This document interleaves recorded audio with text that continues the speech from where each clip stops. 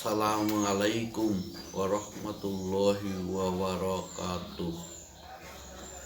Hello everybody. এখন আলোচনা করব একটি সহিহ হাদিস শরীফ সম্পর্কে।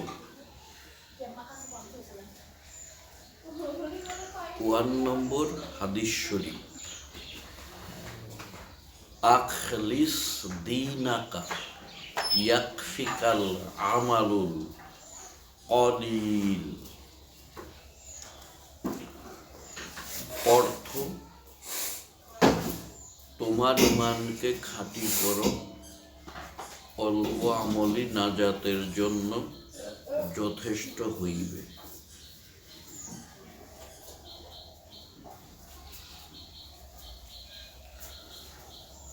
অর্থাৎ সর্বপ্রথম কালেমা পড়ে ইমানকে খাঁটি করতে হবে, তারপর বেশি আমল করতে না পারলে অল্প আমল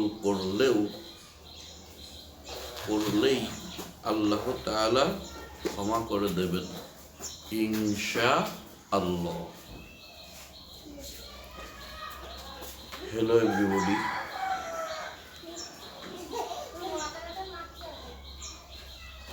Hello brother and sisters. Now ending my discussion. Assalamu alaikum warahmatullahi wabarakatuh.